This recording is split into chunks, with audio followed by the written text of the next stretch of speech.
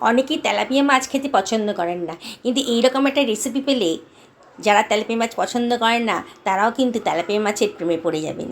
দারুণ সুন্দর খেতে হবে। একটা মিক্সার গ্রাইন্ডার নিয়ে নিয়েছিলাম, তার মধ্যে দিয়ে দিয়েছিলাম একটা পেঁয়াজ কুচি, সামান্য একটু আদা কুচি, আর দিয়ে দিলাম একটা টমেটো কুচি, আর এর ভেতরে দিয়ে দিলাম কাঁচা পাকা দুখানা লঙ্কা, আর দিয়ে দিলাম কতগুলো রসুনের কোয়া। দিয়ে এটাকে একটু গ্রাইন্ড করে নিচ্ছি, জল দিইনি। দেখুন একটা পেস্ট তৈরি হয়ে গেছে। এর মধ্যে দিয়ে দিলাম 3 টেবিল চামচ মতো টক দই, আর দিয়ে দিলাম 1 টেবিল চামচ মতো হলুদের গুঁড়ো, 1 টেবিল চামচ মতো ধনের গুঁড়ো, 1 টেবিল চামচ মতো জিরে গুঁড়ো, আর দিয়ে দিচ্ছি 1/2 টেবিল চামচ মতো লঙ্কার গুঁড়ো, আর দিয়ে দিলাম কালারের জন্যে 1/2 টেবিল চামচ মতো কাশ্মীরি লঙ্কার গুঁড়ো।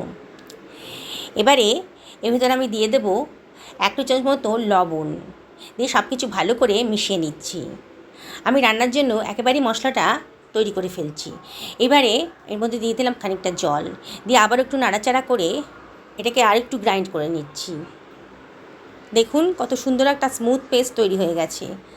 এবারে তেলাপিয়া মাছগুলোর মধ্যে দিয়ে দিলাম সামান্য একটুখানি লবণ, একটুখানি হলুদের গুঁড়ো, আর সামান্য একটুখানি লঙ্কার গুঁড়ো, দিয়ে ভালো করে মশলার সাথে মাছটাকে ভালো করে মাখিয়ে নিচ্ছি। অত ভালো করে মাখানো হবে, মশলার গুণটা মাছের মধ্যে ঢুকে যাবে, মাছের টেস্টটা কিন্তু বহুগুণ বাড়িয়ে দেবে। খুব ভালো করে ম্যারিনেট করে রাখতে হবে 10 মিনিটের জন্য। এবার কড়াইতে তেল গরম করে দিয়েছি। এবার তেল গরম করে এই মাছগুলোকে আমি ভেজে নেব। একসঙ্গে সব মাছ ভাজবো না, আমি দুটো দুটো করে মাছ ভেজে নিচ্ছি।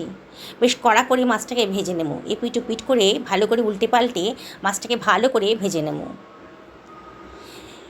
দেখুন কেমন সুন্দর কালার হয়েছে মাছের।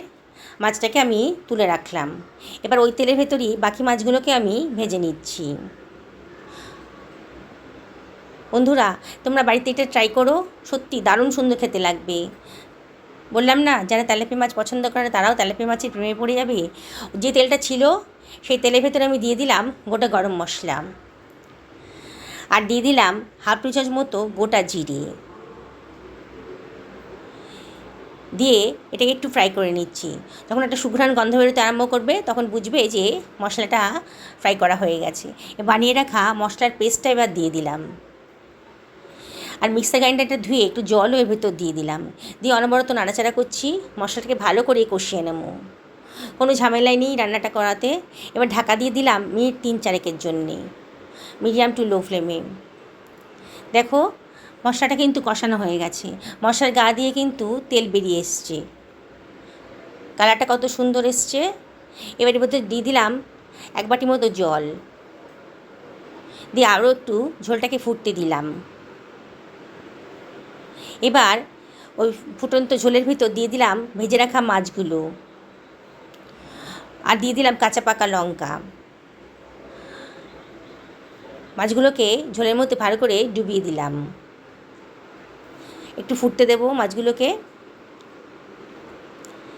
এবারে এর মধ্যে দিয়ে দিচ্ছি 1/2 টেবিল চামচ মতো গরম মশলার গুঁড়ো, আর দিয়ে দিচ্ছি একটুখানি কসুরি মেথি হাতে ডলে দিয়ে দিলাম, খুব সুন্দর একটা টেস্ট আসবে। এবার ঢাকা দিয়ে দিলাম মিনিট 3 জন্যে লো ফ্লেমে।